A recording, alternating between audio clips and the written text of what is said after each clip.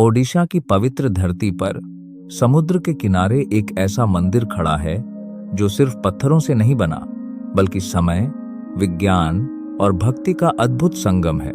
इस मंदिर का नाम है कोणार्क सूर्य मंदिर। कहा जाता है कि यह मंदिर सूर्य देव के रथ के रूप में बनाया गया था।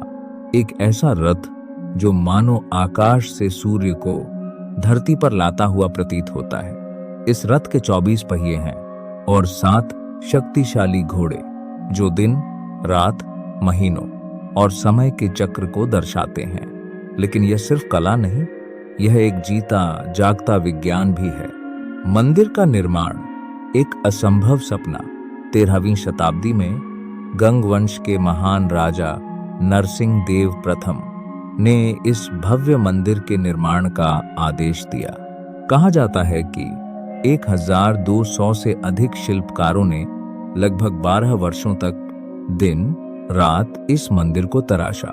पत्थरों को इस तरह जोड़ा गया मानो कुछ भी गिरने वाला ना हो, बिना किसी सीमेंट के, सिर्फ गुरुत्वाकर्षण और गणित के नियमों पर। रहस्यमयी मैग्नेट स्टोन, और सबसे अद्भुत बात, मंदिर के शिखर पर एक विशाल चुंबकीय पत्थर मैग्नेट स्टोन स्थापित किया गया था। कहा जाता है कि इसकी शक्ति इतनी प्रबल थी कि मंदिर के भीतर स्थापित सूर्य देव की मूर्ति हवा में तैरती रहती थी। लेकिन इसी चुंबक के कारण समुद्र से गुजरने वाले जहाजों के कंपास बिगड़ जाते थे और कई नौकाएं नष्ट हो जाती थीं। बाद में इस चुंबकीय पत्थर को हटा दिया गया और जैसे ही वह हटा, मंदिर की संरचना धीरे धीरे कमजोर होने लगी। 12 वर्ष के बालक का बलिदान।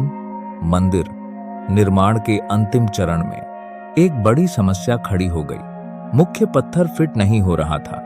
राजा का आदेश था, यदि कार्य पूरा नहीं हुआ तो सभी शिल्पकारों को मृत्युदंड दिया जाएगा।